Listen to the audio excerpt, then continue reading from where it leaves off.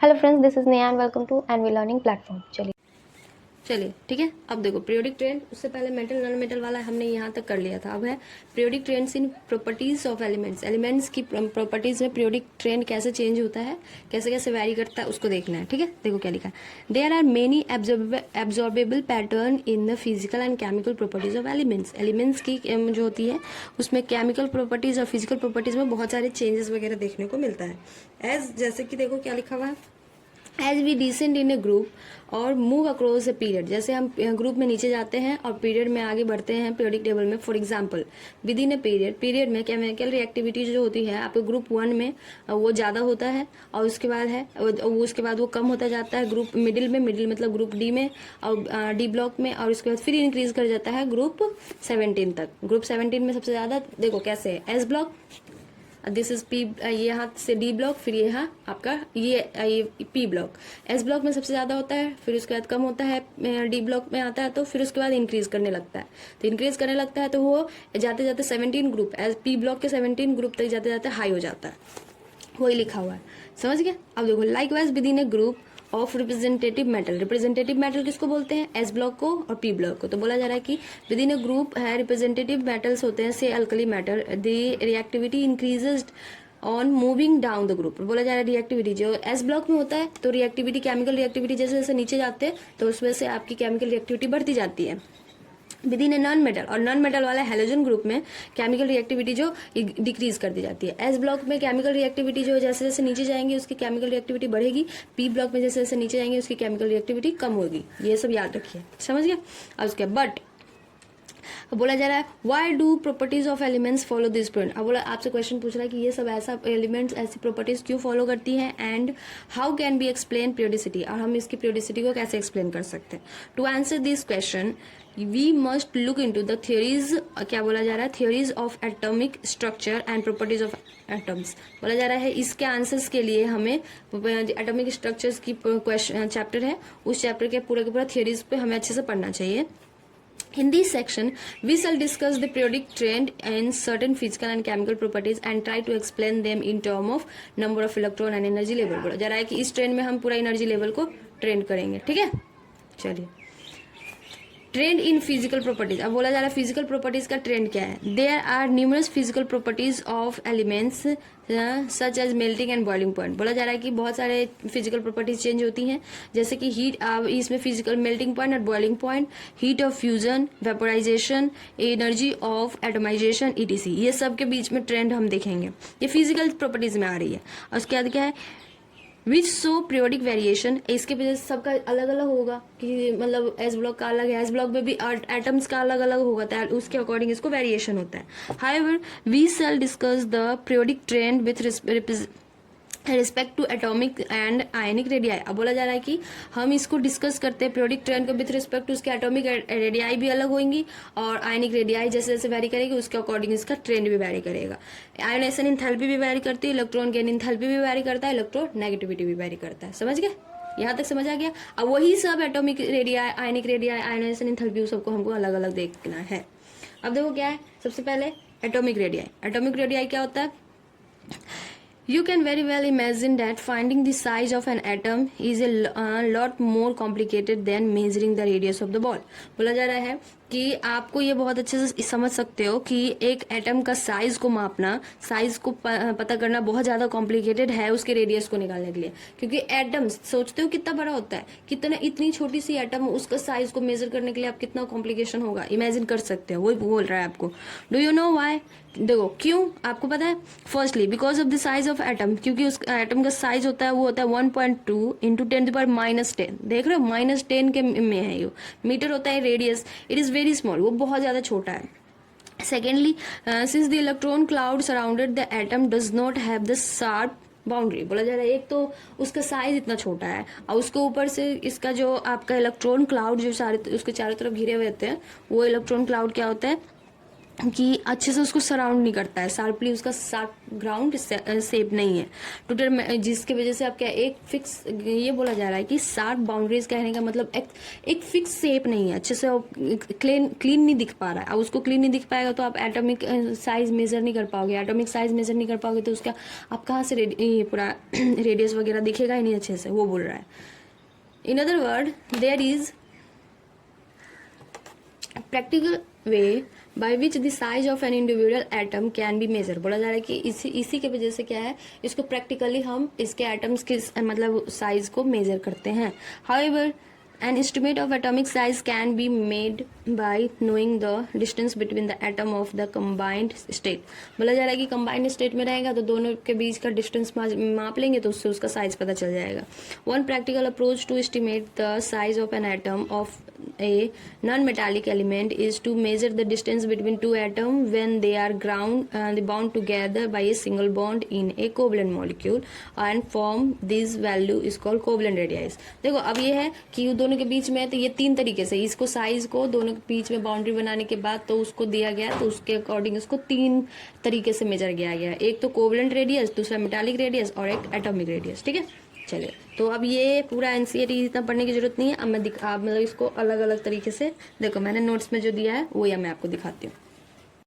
चलो ठीक है, सो देखो अब सबसे पहले देखना है एटॉमिक रेडियस। तो एटॉमिक रेडियस क्या होती है, पीरियड की और ग्रुप में। पीरियड में क्या करता है, डिक्रीज अक्रॉस द पीरियड, जैसे जैसे हम पीरियड में आगे बढ़ेंगे वैसे वैसे क्या करता है, एटॉमिक रेडियस कम होती जाती है। और इन ग्रुप में क्या होता है, इंक्रीज करता है while moving from top to bottom. जो जैसे ऊपर से नीचे जाएंगे तो क्योंकि सेल्स इसमें ऐड होते जाता है, तो सेल ऐड होगी तो क्या होगा, ग्रुप नंबर उसका मतलब ग्रुप में क्या होगा, atomic number, atomic radius, atomic number भी बढ़ेगा और एटॉमिक रेडियस उसके अकॉर्डिंग बढ़ती जाती है। ठीक है, चलिए देखो अब देखो टाइप्स में क्या है, एक मेटालिक रेडियस मतलब एक मेटालिक रेडियस होता है, कोवेलेंट रेडियस होता है, एक वैन डर वाल रेडियस होता है। मेटालिक रेडियस का क्या हुआ, देखो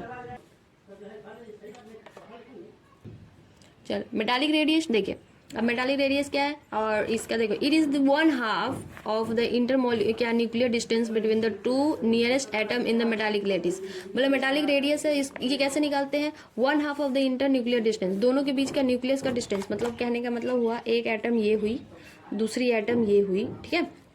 अब यहाँ से यहाँ तक दोनों के बीच का न्यूक्लियर डिस्टेंस का मतलब क्या हुआ न्यूक्लियर डिस्टेंस का मतलब इंटरमोलिकुलर न्यूक्लियर डिस्टेंस, मतलब दोनों के बीच का यहाँ से लेकर यहाँ तक का डिस्टेंस होगा तो उसको हम बोलते हैं मेटालिक रेडियस। ठीक है, अब ऐसा ही है, it is generally use for metal, ये मेटालिक रेडियस है, मेटल के लिए यूज होता है इसलिए मेटालिक रेडियस बोला जाए।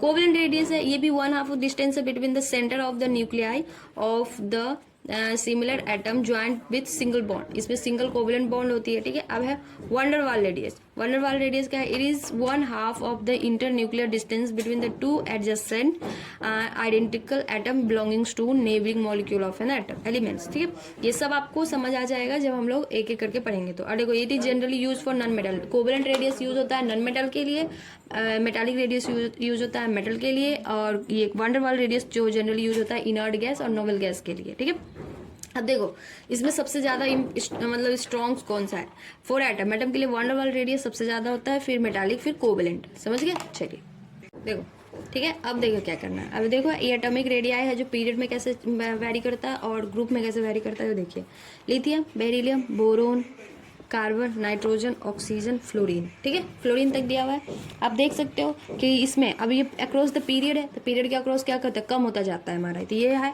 यहाँ पे लिथियम का एटॉमिक रेडियस है आपका क्या है 152, उसके बाद बेरिलियम का है 111, और उसके बाद क्या है ये बोरोन का है आपका 88।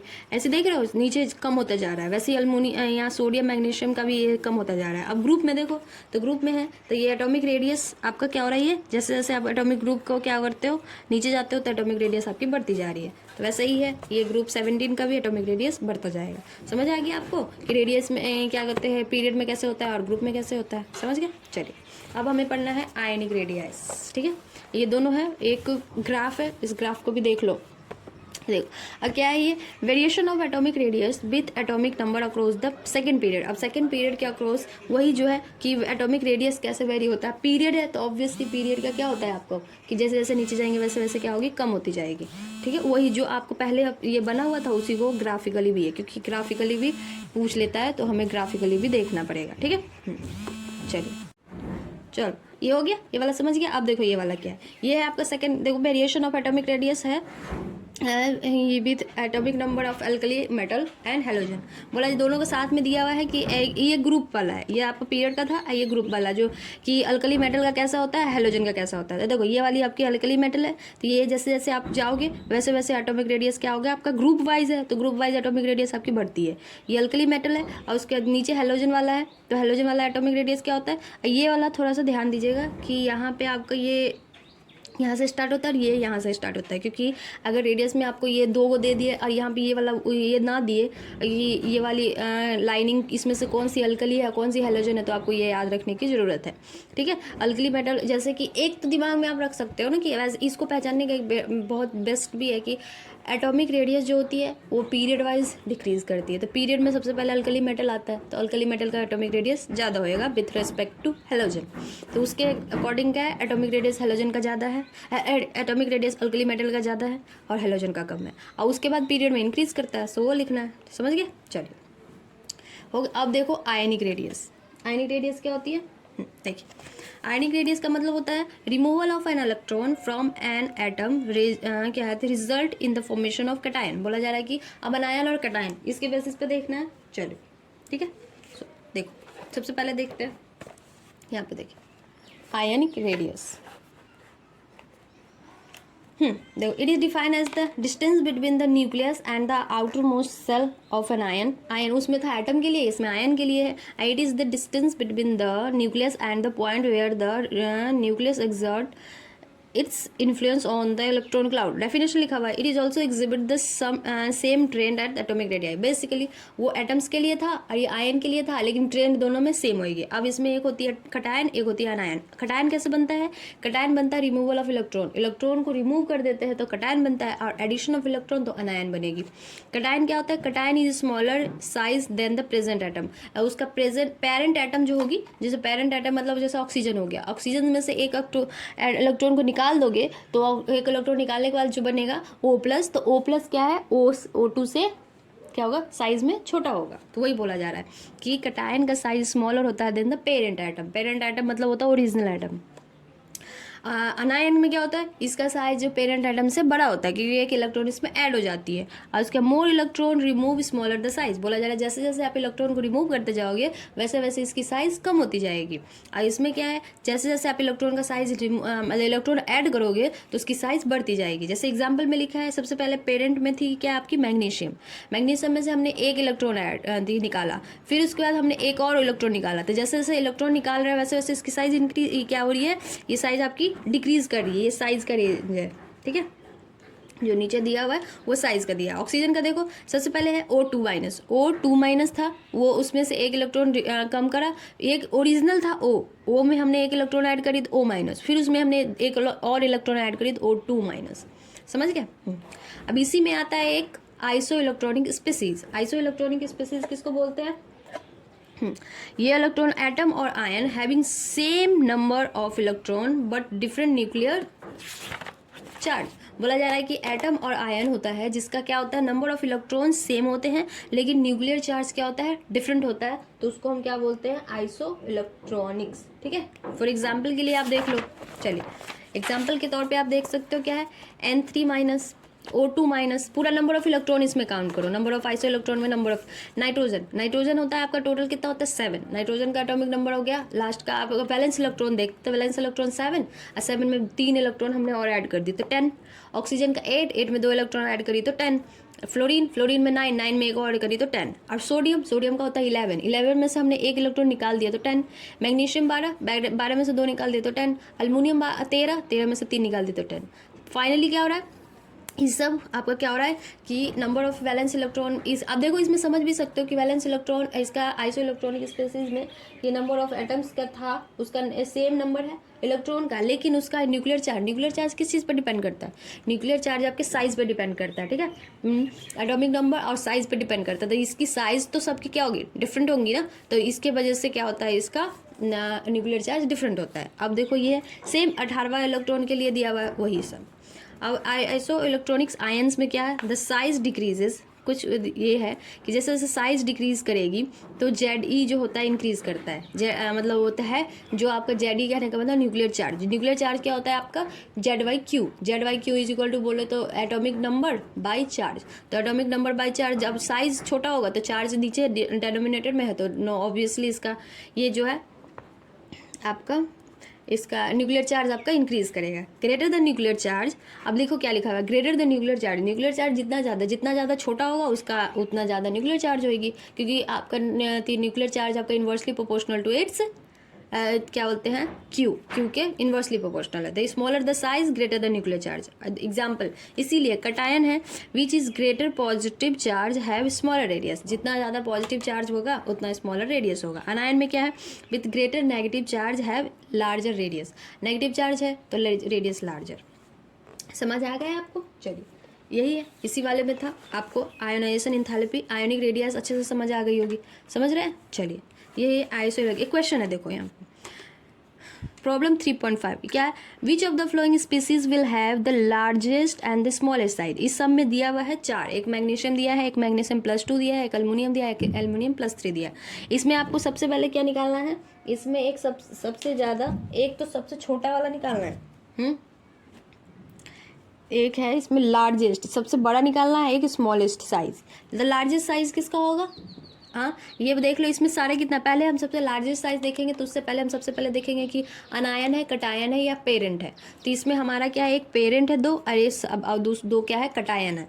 तो अब हम कटायन में और पेरेंट में हमने क्या रिलेशन देखा था कि कटायन और पेरेंट में क्या होता है, पेरेंट्स वाला जो होता है वो ज़्यादा बड़ा होता है, कटायन छोटा होता है। तो अब सबसे पहले क्या है, लार्जर है तो हमें कटायन को देखना ही नहीं है, तो Mg+2 और Al+3 को हम देखेंगे ही नहीं।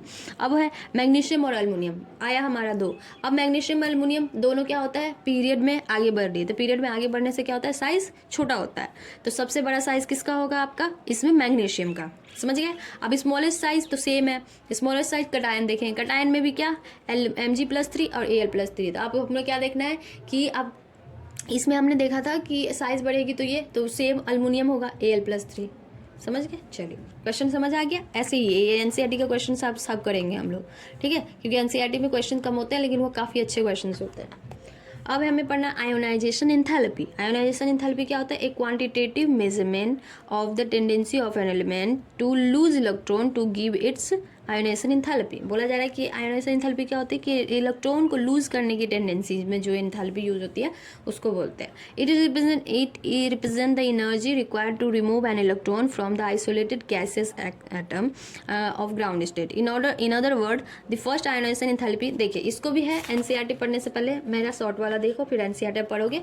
तो क्योंकि मैं एनसीईआरटी लाइन बाय लाइन नहीं पढ़ा रही हूँ, जैसे मैं बोल रही हूँ, वो लाइन बाई लाइन एनसीईआरटी ही का ही मैंने नोट्स बनाया है कि मैंने पढ़ के नोट्स बनाया है। तो अगर आप इसके साथ साथ एनसीईआरटी लाइन बाई लाइन पढ़ के फिर मेरा नोट्स पढ़ के देखोगे तो आपको कोई प्रॉब्लम नहीं होगी। इसी की वजह से, क्योंकि अभी मैं क्लास में यहाँ पे बैठ के लाइन बाई लाइन आपको रीडिंग कराने लगूँ तो हमारा चैप्टर कंप्लीट नहीं होएगा जल्दी से, तो एक चैप्टर में ही बहुत टाइम लग जाएगा। इसीलिए मैंने एनसीईआरटी से 1-2 पॉइंट ही एक्स्ट्रा करवाए हैं, उसके अलावा कुछ नहीं। लेकिन एनसीईआरटी में जो इंपॉर्टेंट लाइन है उसको मैंने एनसीईआरटी में लिखा नहीं है, उसको उसी में छोड़ दिया ताकि आपको पेज वो लाइन वो समझ आए कि कहाँ पे लिखा हुआ है। समझ रहे हो? चलिए अब देखो आयोनाइजेशन एंथैल्पी वही है, क्या है ये, it is the energy required to remove an electron from the isolated gases atom. वही जो बोला गया, जैसे Mg एक है गैसेस एटम है, उसमें से एनर्जी रिक्वायर, मतलब उसमें से एक इलेक्ट्रॉन को रिक्वायर निकालने के लिए जो एनर्जी रिक्वायर्ड है उसको आयोनाइजेशन एंथैल्पी बोलते हैं। तो इसमें हमने एक एनर्जी दी जिसकी वजह से एक इलेक्ट्रॉन निकल गया। ये है सक्सेसिव मेथड है। देखो क्या, it is a successive method means, successive method का मतलब क्या हुआ, means if gases atom is to lose more than one electron, then they can be removed only one after the another। बोला, देखो क्या बोला जा रहा है कि एक सक्सेसिव मेथड है जिसमें अगर इलेक्ट्रॉन है जो, जैसे कि हमने मैग्नीशियम में देखा कि मैग्नीशियम था ग्राउंड स्टेट में, उसमें से हमने एक इलेक्ट्रॉन निकाला तो एक एनर्जी I1 यूज हुई। तो फिर हमें फिर दूसरा निकालना है, तो पहला निकालने के बाद दूसरा, फिर तीसरा निकालना है तो पहला निकालेंगे, फिर दूसरा निकालेंगे, फिर तीसरा।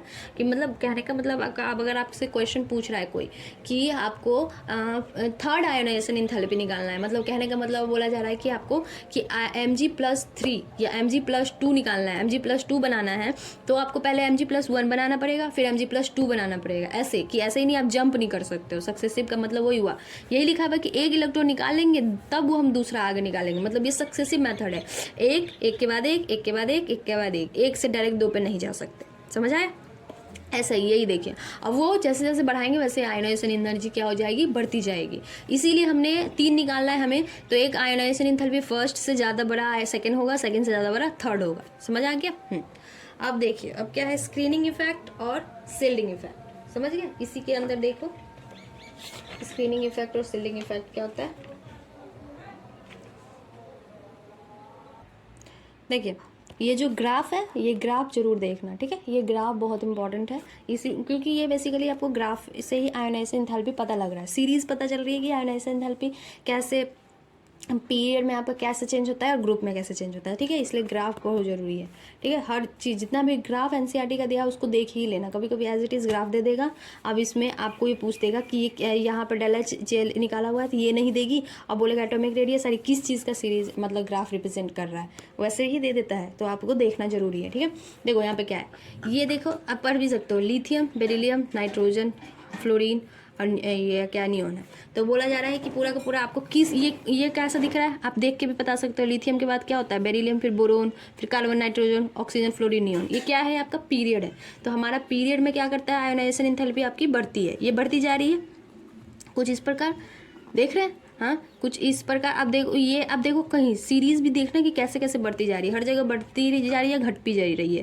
पहले लिथियम थी, लिथियम का 520, और फिर उसके बाद लिथियम से बढ़ा तो बेरिलियम बढ़ गया, फिर उसके बाद बोरोन का कम हो गया, फिर कार्बन का कम, फिर नाइट्रोजन का बढ़ गया, फिर उसके बाद क्या, ऑक्सीजन का कम, फिर फ्लोरीन और नियॉन। क्या क्यों हुआ यहाँ पे देखिए, बेरिलियम का ज़्यादा क्यों है, नाइट्रोजन का ज़्यादा क्यों है, ये आपको याद रखने, क्योंकि हाफ फील्ड होता है। बेरिलियम भी हाफ फील्ड होती है और नाइट्रोजन भी हाफ फील्ड होती है, जिसकी वजह से इस दोनों का एंथैल्पी बढ़ा और फिर बाकी सब का एंथैल्पी नॉर्मल सीरीज चल रहा है। तो ये दोनों में चेंजेस आप देख सकते हो। वैसे अगर एटम वाइज बढ़ना चाहिए था तो हमारा क्या होना चाहिए, क्या था, लिथियम का बेरिलियम, बेरिलियम का बोरोन और हाइप होना चाहिए था। लेकिन बोरोन का हाइप इसलिए नहीं हो रहा है क्योंकि बेरिलियम का क्या होता है, हाफ फील्ड एस ब्लॉक है, एस ऑर्बिटल इसका हाफ फील्ड होता है, जिसकी वजह से क्या होती है, ये आपका ये इसका आयोनाइजेशन एंथैल्पी ज़्यादा होता है। और फिर उस एज इट इज़ इसका P2 ये P3 होता है, 2P3, इसका भी हाफ फील्ड हो जाता है नाइट्रोजन, इसी की वजह से इसका एटॉमिक रेडियस बढ़ जाती है, एटॉमिक आयोनाइजेशन एंथैल्पी बढ़ जाती है। समझ रहे हैं? चलिए, हो गया। अब ये तो आ गया, ये इसीलिए बोला था कि ये इंपॉर्टेंट है देखना। अब देखो, अब दूसरा क्या है आपका, ये हो गई हमारी ये आपका ग्रुप वाइज हो गई। क्यों, लिथियम का सोडियम, पोटासियम, पोटासियम के बाद के रुबिडियम, सीजियम। तो इसका क्या होता है, जैसे जैसे नीचे जा रहा है तो इसका आयोनाइजेशन एंथैल्पी क्या होता जा रहा है, कम होता जा रहा है हमारा। समझ गए? चलिए, ऐसे ये ग्राफ है, देखो यहाँ पे ये कंपैरिजन वाला ग्राफ है, ठीक है। यहाँ पे ग्राफ को कंपेयर करके दिखाया हुआ है हमें, किस किस के बीच में, दिख नहीं रहा होगा। ये हमें देखो ऊपर लिखा हुआ है, आप देख पेज खोल के देखिए, आपको पेज ग्राफ फिगर है 3.5, उस फिगर में देखो ऊपर आपका हेलोजन वाली, मतलब ऊपर जो आपका है ये इनर्ट गैस का ग्राफ है, नीचे आपको नॉर्मल सा एस ब्लॉक का ग्राफ है। फर्स्ट ये कंपैरिजन दिया हुआ है, ये बिटवीन आपको ग्रुप 1 और ग्रुप 18 के बीच में। तो देखो हीलियम के बाद ये है एक हाइड्रोजन के बाद हीलियम के बाद लिथियम का होता है, लिथियम का हीलियम के बाद नियॉन है। तो ये जितना भी आयनॉइड गैस है उसकी आयोनाइजेशन एंथैल्पी सबसे ज़्यादा होती है और नॉर्मल इसका सबसे कम होती है, मतलब इस दोनों के कंपेरिजन में इसका कम है, इसका ज़्यादा है। समझ गया? चलिए अब देखो क्या है, स्क्रीनिंग इफेक्ट होता है और सील्डिंग इफेक्ट किसको बोलते हैं। ये होता है, ये मल्टी इलेक्ट्रॉन होता है, इन्हें मल्टी इलेक्ट्रॉन एटम, मतलब एक एटम जिसमें बहुत सारे इलेक्ट्रॉन्स होते हैं। Valence shell electron experience less attractive force due to repulsion between inner shell electron and valence electron. बोला जा रहा है इसमें, सोच भी सकते हो कि एक एटम है उसमें बहुत सारा इलेक्ट्रॉन है, तो उस बहुत सारे इलेक्ट्रॉन है तो आपस में क्या बोला जा रहा है कि अट्रैक्शन फोर्स क्या हो जाता है, ये दोनों के बीच में बहुत कम होने लगती है, मतलब रिपल्सन ज़्यादा, इलेक्ट्रॉन का रिपल्सन होने लगता है between the shell, inner shell में जो इलेक्ट्रॉन है उसके और बैलेंस इलेक्ट्रॉन के बीच में। तो उस दोनों के इलेक्ट्रॉन में रिपल्सन होने लगता है, जिसकी वजह से एक इफेक्ट जनरेट होता है, उसको इफेक्ट को हम बोलते हैं सील्डिंग इफेक्ट या स्क्रीनिंग इफेक्ट। समझ गया? अब क्या है, factor affecting ionisation enthalpy. Ionisation enthalpy को कैसे, कौन सा फैक्टर कैसे अफेक्ट करता है? साइज ऑफ एटम, एटम का साइज बढ़ेगा तो आयोनाइजेशन इंथैल्पी क्या होगी, कम होती जाएगी। क्या है, साइज ऑफ एटम, एटम के साइज से इन्वर्सली प्रोपोर्शनल है, न्यूक्लियर चार्ज से डायरेक्टली प्रोपोर्शनल है। स्क्रीनिंग इफेक्ट, देखो अभी स्क्रीनिंग इफेक्ट क्या सोच सकते हो कैसे, कि मल्टी इलेक्ट्रॉन, मतलब इलेक्ट्रॉन बढ़े जा रहा है, बढ़े जा रहा है, बढ़े जा रहा है, रिपल्सन उसमें हो जा रही है, मतलब साइज का इंक्रीजमेंट हो रहा है। तो साइज का इंक्रीमेंट हो रहा है तो उसका मतलब क्या हुआ, आयोनाइजेशन इंथैल्पी कम होगी। इसी के अकॉर्डिंग देख लो। अब आयोनाइजेशन इंथैल्पी होता है इन ऑर्डर ऑफ, जब ऑर्बिटल होती है तो सबसे ज़्यादा ऑर्बिटल का एस ब्लॉक का होता है, फिर पी, फिर डी, फिर एफ। समझ गया? अब ग्रुप में और पीरियड में, ग्रुप में आयोनाइजेशन इंथैल्पी क्या होता है, जैसे आयोनाइजेशन इंथैल्पी डिक्रीज करता है इन साइज, साइज में जैसे जैसे हम जाते हैं due to decrease in size and screening effect. ठीक है, समझ गए? जैसे जैसे साइज नीचे जाते हैं तो बढ़ता है, तो साइज बढ़ेगा तो आयोनाइजेशन इंथैल्पी कम होगी, जैसे हमने अभी फिगर में, डायग्राम में भी देखा। ठीक है, आपका जो था। और उसके बाद है पीरियड। पीरियड में क्या है, जैसे जैसे हम जाएंगे तो साइज कम होगी, तो साइज कम होगी, और साइज कम होगी और उसके साथ साथ क्या होगा, न्यूक्लियर चार्ज भी बढ़ेगा। तो न्यूक्लियर चार्ज बढ़ेगा जिसकी वजह से क्या होगा, हमारा आयोनाइजेशन इंथैल्पी पीरियड में इंक्रीज करेगा। ठीक है, ये रीज़न भी याद रख लीजिएगा कि ग्रुप में आयोनाइजेशन इंथैल्पी क्यों डिक्रीज करती है और पीरियड में आयोनाइजेशन इंथैल्पी क्यों इंक्रीज करती है, क्योंकि इसका रीज़न भी पूछ देगा रीज़न कि ग्रुप में आयोनाइजेशन इंथैल्पी डिक्रीज करने का रीज़न क्या है, साइज का बढ़ना और दूसरा स्क्रीनिंग इफेक्ट का बढ़ना। समझ गए? चलिए आगे बढ़े। चलो अब देखो क्या है, if the value of inert gas are exception, मतलब बोला जा रहा है ये इनर्ट गैस का आयोनाइजेशन इंथैल्पी लिखा हुआ है, उसको कैसे कैसे कहता है, higher due to stable electronic configuration. जो आपको पूरा ग्राफ में दिया था उसका मैंने लिख भी दिया। हीलियम का होता है, ये याद रखिएगा 23, उसके बाद क्या है 72, और उसके बाद है नियॉन का, फिर नियॉन से बाद आर्गन। ये जैसे जैसे नीचे जा रहा है वैसे डिक्रीज करती जा रही है, ये याद कर लीजिएगा, किलो जूल पर मोल। Relative stability of symmetrical configuration in the order of, अब बोलो स्टेबिलिटी के बेसिस पे अभी हमारा क्यों बेरिलियम का ज़्यादा था बोरोन से, और नाइट्रोजन से कार्बन से ज़्यादा नाइट्रोजन का, ये सब हमें हमारा क्यों है, क्योंकि ये वाला देखिए क्या लिखा हुआ है, हाफ फिल्ड ऑर्बिटल का सबसे ज़्यादा ये D5। देखो यहाँ पे सबसे पहले तो फुल फील्ड ऑर्बिटल का तो सबसे ज़्यादा होता है आयोनाइजेशन इंथैल्पी, इसीलिए इनर्ट गैस का सबसे ज़्यादा होता है। फुल फील्ड कोई भी होगा, फुल फील्ड P6 हो या D10 हो, फिर उसके बाद फुल फील्ड के बाद सबसे ज़्यादा होता है हाफ फील्ड का, तो P3 और D5। समझ गए? चलिए अब है इफ़ द, अब देखो क्या है, आयोनाइजेशन इंथैल्पी ऑफ जेड, मतलब जिंक का, कैडमियम का और हॉफमियम का are exceptionally higher on account of greater stability of subshell, S subshell का। ठीक है, जो ये होता है ग्रुप, ये हो गया आपका आयोनाइजेशन इंथैल्पी जो है आपका बेसिकली 12वें ग्रुप का, जो 12वीं ग्रुप होती है डी ब्लॉक में ही होती है, लेकिन उसका आयोनाइजेशन इंथैल्पी बहुत ज़्यादा हाई होता है। हाई होने का रीज़न है क्योंकि इसमें एस ब्लॉक की स्टेबिलिटी सबसे ज़्यादा होती है। अब है Slater rule for determination of Z effective. बोला जेड इफेक्टिव निकालने का एक रूल होता है, तो Z effective is equal to होता है Z minus sigma star, where Z is equal to क्या होता है आपका, जेड इफेक्टिव को हम इफेक्टिव न्यूक्लियर चार्ज भी बोलते हैं। ये इसका Z is equal to total nuclear charge, जितना टोटल न्यूक्लियर चार्ज है उसमें से सिग्मा स्टार मतलब साल्टल स्क्रीनिंग कॉन्स्टेंट आता है, उसको हम निकालना होता है, तो उसमें से माइनस कर दोगे तो जेड इफेक्टिव आपका निकल जाएगा। ठीक है, चलिए आगे बढ़े। देखिए जेड इफेक्टिव सिग्मा स्टार कैसे निकलता है, सिग्मा स्टार निकालने के लिए होता है 0.35 into number of other electron in nth shell -1 plus 0.85 into number of electron in n-1 shell plus 1 into total number of electron in inner shell. ठीक है, ये सब आपका क्या है, ये केमिकल बॉन्डिंग में भी पढ़ना है, बट मैंने यहाँ पे जो मैंने क्या किया पता है आपको, जो इफेक्ट है, जो चीज़ यहाँ पे दिया हुआ है उसको मैंने साथ में पढ़ा दिया कि आपको आगे जाके यूज़ तो करना ही है, दैट द, तो इसके से बेटर है कि जहाँ पे दे रहा है स्क्रीनिंग इफेक्ट यहाँ दे रहा है, तो इसी के बारे में पूरा अच्छे से यहीं से पढ़ना है, क्योंकि केमिकल बॉन्डिंग में भी इसको पढ़ाया जाता है, बट मैं इसको यहीं पढ़ा रही हूँ। आपको जेड इफेक्टिव तो समझ आ गया। ठीक है, अब एक क्वेश्चन है, जैसे देखो नीचे मैंने क्वेश्चन भी आपको एग्जाम्पल के लिए लिख दिया कि जेड इफेक्टिव निकालने को आपको समझ आ जाए।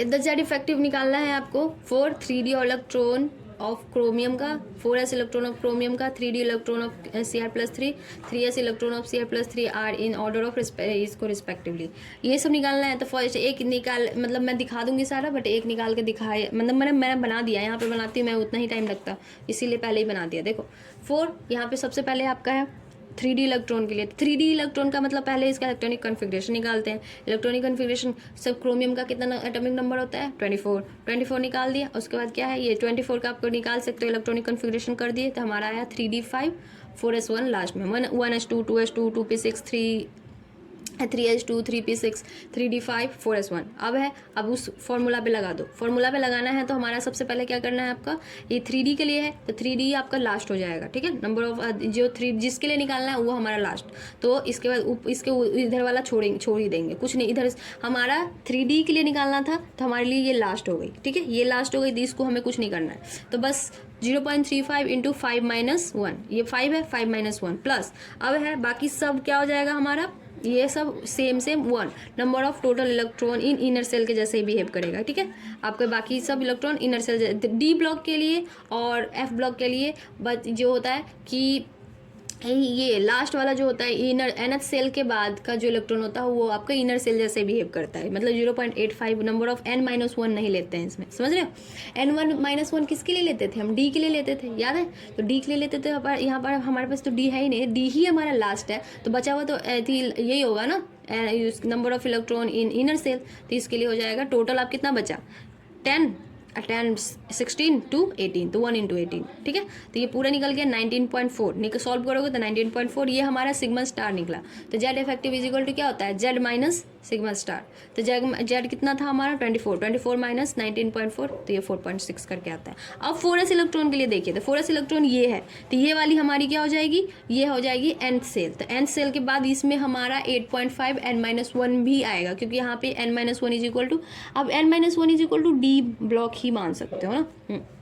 तब यहाँ पे क्या है, देखो 0.35 1 माइनस 1, वो एक इलेक्ट्रॉन माइनस करना होता है ना, तो 1 माइनस 1 0 प्लस 0.85 इंटू, अब इसमें कितना है, ये आपका इलेक्ट्रॉन कितना है, ये 8, ये होगी आपकी 0.85, अब इसका n-1 तो ये हो जाएगा 3 होगी, और फिर इसके बाद प्लस 1 इंटू 10, ये बचा हुआ है इतना, ये आपका 10, क्योंकि ये दोनों आपको ये SPDF, तो ये वाला बच गया ये, तो ये सारा का सारा आपका 1 हो जाएगा, ठीक है 13, और फिर उसके बाद इसको जोड़ोगे तो ये 21.5।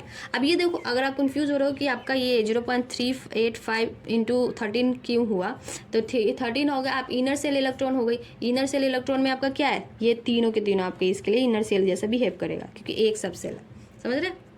हाँ, तो आप जोड़ सकते हो, ये आपका क्या 8 5 13, तो ये 13, समझ गए। तो ये आपका हो गया इतना, फिर इसको आप 24 में से माइनस करोगे तो आपका आंसर आ जाएगा।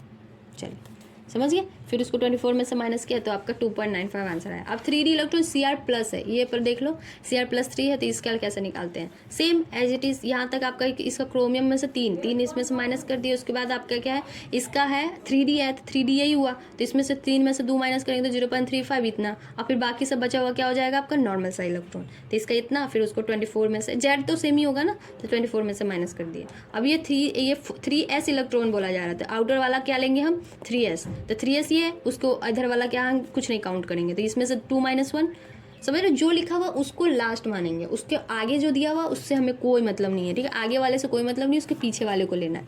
तो यहाँ पे हमारा आगे वाला से अब ये दोनों छूट जाएगा, ये दोनों खत्म। अब ये वाला आया यहाँ पे, तो 2-1 इतना, अब ये जो बचा हुआ है ये, तो ये हमारी काउंट हो जाएगी 0.85, ये बची हुई है, तो ये आपकी हो जाएगी दोनों 6 2 8, ये, और फिर इसके 2 into 1, समझ गए। चलो इसका भी जेड निकालते हैं, समझ आ गया। चलिए अब देखो क्या है, ये देख लो क्या है, एटॉमिक रेडियस से जो जेड इफेक्टिव क्या होता है कि इनवर्सली प्रोपोर्शनल होती है, आयनाइजेशन एंथैल्पी जेड रेडियस से क्या होता है डायरेक्टली प्रोपोर्शनल होता है। ये वाला दोनों याद रखिएगा। चलिए हो गई आयनाइजेशन एंथैल्पी, यही तक रहने देते हैं। अब हमें आगे पढ़ना है इलेक्ट्रॉन गेन एंथैल्पी, ठीक है, तो इस आगे वाले लेक्चर में हम पढ़ेंगे इलेक्ट्रॉन गेन एंथैल्पी। यहाँ तक क्या करिए आप, यहाँ तक एनसीईआरटी पढ़िए, एनसीईआरटी से रिलेटेड अभी अब एनसीईआरटी पढ़िएगा, आपको मुझे पता है कि आपको एक भी प्रॉब्लम नहीं होगी, क्योंकि उसके बाद अगर कोई प्रॉब्लम हो तो आप मुझे मैसेज करना, मैं आपको पूरी सॉल्व करने का कोशिश करूँगी, ठीक है। चलिए ओके, थैंक यू।